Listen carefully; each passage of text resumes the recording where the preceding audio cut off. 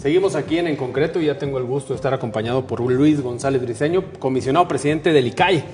¿Qué ¿Cómo tal, está, don Luis? Muy bien, Memo, muy buenos días, muy contento de estar aquí en Concreto contigo, pues para platicar los temas del ICAI.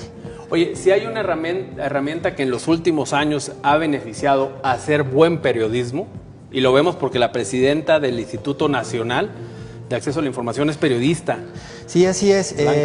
La maestra Blanca Lili Barra Cadena, bueno, pues como tú bien dices, es periodista y está muy metida en el medio de comunicación y eso ha potenciado, bueno, pues la imagen institucional del INAI porque se conoce el devenir, ahora sí, Memo, de cómo funciona la comunicación social a nivel de la ciudadanía. Entonces es muy importante y el gran trabajo que ha realizado Blanca Lilia, pues, ¿qué te diré? Es excelente.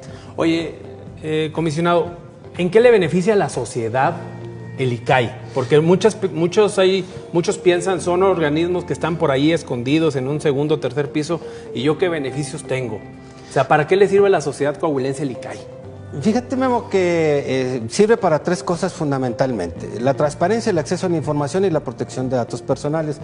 La transparencia es tener información en las páginas de internet y por ahí yo quiero traer a colación una muy importante reforma que se dio el año pasado, el 20 de octubre, en donde, bueno, pues habrá que tener datos abiertos para que los ciudadanos puedan utilizar esta información y reutilizar. En el acceso a la información, que implica que el ciudadano tenga los documentos, como, bueno, yo te quiero decir que tú que haces periodismo de investigación, pues te has llegado muchos documentos donde se constata algunas, pudiéramos decir, acciones de gobierno que pueden ser sujetas a investigación. Y la otra, también muy importante, la protección de los datos personales, porque sabes tú que bueno, pues con la pandemia y con las tecnologías de la información y comunicación, nuestros datos personales andan por todas partes. Y te doy un ejemplo, Memo. Vimos este domingo cómo muchas personas pues subían su pulgar a sus redes sociales, a su Instagram, pues cuidado porque los pueden clonar, es un dato biométrico que se amplía la imagen, lo pueden clonar y pueden hacer infinidad de cosas y pensamos que no pasa nada, ¿no? O sea, la gente que sube el pulgar, que ya voté, así es. La gente puede tomar una foto. Así es, se toma la foto y luego en consecuencia, pues bueno, alguien la amplía, sacan tu huella dactilar y la pueden usar.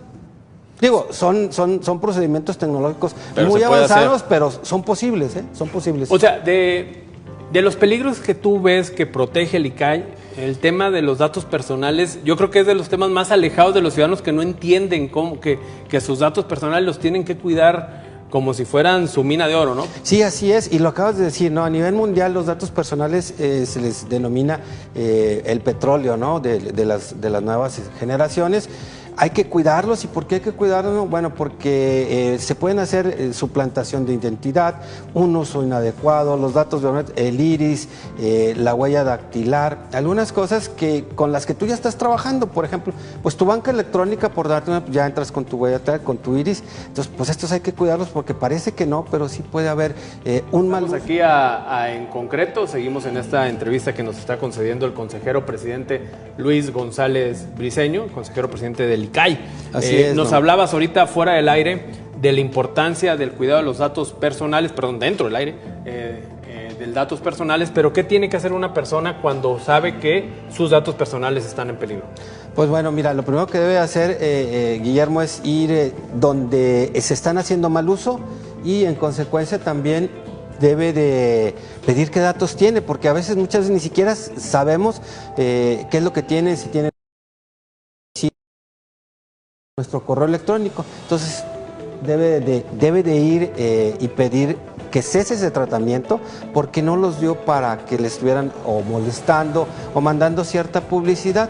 Si no le hacen caso, las instancias son el ICAI, cuando hablamos de las entidades o del gobierno del Estado, es más, yo diría de todos los sujetos obligados, como le llamamos nosotros, del Estado de Coahuila, y a nivel nacional está el INAI, que te protege adecuadamente. Yo también te quisiera comentar que las aseguradoras, por ejemplo, las farmacéuticas, son los que tienen algunos problemas, los bancos muy serios, con multas del INAI por el uso inadecuado de los datos personales. No obstante que las listas de deudores, bueno, Memo, tú estuviste en España, las listas Robinson, donde son de deudores, pues bueno, en España no puedes estar en una lista de deudor si realmente no debes, ¿no? Sí, interesante este dato de pues, cómo los bancos te empiezan a llamar, ¿no? Que de dónde sacaste mi dato, los hoteles también, ¿no? Así es, ¿no? Los hoteles. Mucha gente no sabe que los datos personales no es cuestión solamente de gobierno, también de las empresas. Sí, no, y yo creo que donde más se da también la violación es en las empresas, Guillermo, porque, pues bueno, es el comercio. A fin de cuentas es el comercio de 1000 correos electrónicos que tú envías como comerciante, digamos, en el buen sentido de la palabra, uno o dos pegan y implica una o dos operaciones que te redundan en beneficios económicos. Por eso hay que tener mucho cuidado, Memo. Yo recomendaría a los ciudadanos, bueno, que no den datos más allá de los estrictamente necesarios para lo que se va a solicitar, ¿no? Pues si vas a solicitar un crédito, pues son los inherentes a tu patrimonio, no precisamente de tu estado de salud, que también es un dato personal, que inclusive a veces te puede causar una discriminación, porque pues imagínate, vamos a pedir un crédito al banco y le decimos, bueno, pues tengo una enfermedad terminal, pues no nos van a dar el crédito, ¿verdad? Entonces, pero tampoco es el adecuado, ¿verdad? O sea, es importante que las empresas tengan su aviso de privacidad, sí, el integral o en simplificado. ¿En qué radica? Palabras más, palabras menos, que cuando tú llegues a un comercio te digan qué datos van a recabar de ti, dónde puedes solicitar se cancelen, dónde puedes solicitar se modifiquen y qué van a hacer con tus datos personales. Oye, eso. Muchas empresas no saben que tienen que tener un aviso de protección de datos personales. Así es. ¿Se pueden acercar con ustedes para ser asesorados al respecto? Sí, por supuesto. Nosotros estamos asesorando tanto en el sector público como en el sector privado, en todo lo que tiene que hacer. Pero toda empresa, como tú bien lo dices, debe tener su aviso de privacidad, ya sea el integral o completo o el simplificado. Es decir, también cuando tú... vamos a ver, y lo has visto, Guillermo. Cuando tú entras a una página te dice, verifique nuestro aviso de privacidad y lo primero que haces es cambiarle. ¿Por qué? O porque es muy largo o porque no te interesa. Desafortunadamente ya cuando sucede el menoscabo en tus datos personales, pues es cuando debía haberlo leído. Pero bueno, yo creo que el ciudadano ya debe tener en su ADN proteger sus datos personales. Oye, hay una herramienta dentro de las leyes de acceso a la información y transparencia que se llaman los recursos de revisión, que yo soy frecuente usuario de esos. Sí, así es. Se utilizan cuando el organismo obligado consideras tú que no te dio la información en su tiempo como debería ser integrado, tú presentas un recurso de revisión ante el ICAI. Me ha tocado ser beneficiario de esos recursos de revisión. Me acuerdo uno de la Secretaría de Cultura del Estado de Coahuila, donde yo solicitaba quiénes habían sido beneficiados con los boletos regalados por la Secretaría de Cultura. Me habían negado la información aduciendo que era información privada, pero yo decía, oye, pues si se están pagando con recursos públicos, me tienen que dar la información de a quién se les dieron esos boletos. Se fue un recurso de revisión que tú directamente te tocó revisar y me dieron la información. Sí, así es. Bueno, pues me tocó, yo creo que es nuestra función.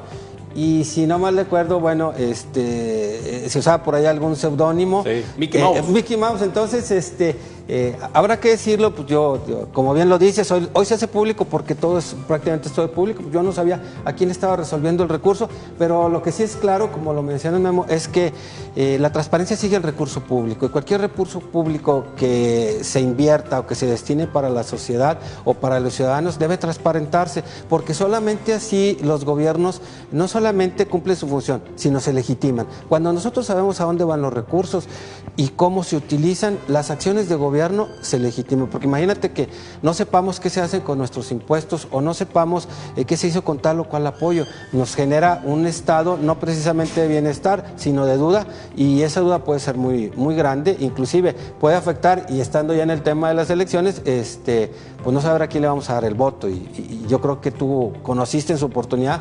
Yo te felicito porque fuiste un gran promotor de... Los medios de comunicación apoyan esta propuesta, y creo yo que o prácticamente todos los que participaron de candidatura transparente obtuvieron el triunfo, Eso es muy importante. Creo que casi... mira, qué buen dato, lo vamos a investigar. ¿Quiénes de los ganadores sí cumplieron con candidatura transparente? A ver si hay una relación directamente proporcional. Sí. Yo creo que lógicamente habrá uno o dos o tres, pero no será la gran cantidad, como todos aquellos que prácticamente tuvieron sus triunfos y estuvieron en este portal tan importante promocionado por otra institución como es el Instituto Electoral y también por el ICAI. Pero también es una gran suma ciudadana en la que creo tú formaste parte y fuiste una parte muy importante porque lo promocionaste muy incisivamente. No, claro. claro. Aquí decíamos que el que no se sumara a Candidatura Transparente era un corrupto. Oye, ¿y ustedes cómo jugaron con Candidatura Transparente? ¿Colaboraron con el IEC? Sí, mira, nosotros también primero hicimos una promoción importante de este portal para que todos los candidatos se subieran. Perdón por hablar, pero bueno, son términos, que se subieran, claro. Que se subieran a la transparencia, ¿no? Entonces nosotros la promocionamos, también hablamos con los partidos políticos, porque son sujetos obligados de nosotros, también los evaluamos, y les hicimos ver las bondades, porque fíjate que es propaganda gratuita, aunque es institucional, pues es gratuita, y ahí están. Y datos muy importantes, el día de la elección, que bueno, también te felicito, Memo, porque pues, fuiste de los que estuviste siempre en la primera línea. Hubo cerca de 96,000 visitas al portal del Instituto Electoral, y entre ellos al portal también que traía Candidatura Transparente, porque se buscaba información de quiénes estaban ahí, ¿no? Y qué hacían, y bueno, a fin de cuentas su trayectoria o su currículum vitae. Muy bien, ya se nos fue el tiempo, comisionado presidente. La verdad es un tema que me apasiona, el tema de la transparencia. Sí. Para el periodismo es un arma fundamental contar con institutos de transparencia ciudadanos. Así como mucha gente ha hablado mal del ICAI, yo tengo buenas experiencias. Por ejemplo, este recurso de revisión que no supieron, que resolvieron a mi favor. Tuvimos otro recurso de revisión también que dieron a mi favor. Yo pedía la justificación de los honorarios pagados en el IEC. Así es. A trabajadores, y me dieron la razón, y el IEC me tuvo que dar toda la documentación que justificaba el trabajo de las personas contratadas por honorarios. O sea, yo en primera persona te digo, estos recursos de revisión a veces es largo, a veces es tedioso, pero te sirven para tener una sociedad más informada y transparente. Sí, yo creo que nosotros entendemos entendemos también que la sociedad es muy plural, y que bueno, estamos sujetos al escrutinio público, somos figuras públicas, Guillermo, igual que tú en este noticiero, pues somos figuras públicas, y bueno, debemos de tener la sensibilidad para entender los puntos de vista de las demás personas, pero sobre todo, al igual que tú, que nos den la oportunidad de poder decir qué hacemos, cómo trabajamos y quiénes somos. Claro. Oye, recordarle a la gente que toda persona que recibe recursos públicos así de tajo, toda persona que recibe recursos públicos es objeto de leyes de transparencia. Así es, por supuesto, sin lugar a dudas, la ruta del dinero, le denominamos nosotros, debe ser transparente. O sea, si una empresa recibe algún apoyo de gobierno, algún incentivo fiscal, a esa persona nosotros podemos solicitarle información porque están recibiendo recursos públicos. Así es, man. Muchas gracias, comisionado. Al contrario, a la orden aquí. Gracias, muy amable, y pues bueno, muy buenos días y muchísimas gracias. Regresamos unos minutos aquí En Concreto por todas las plataformas de atiempo.tv.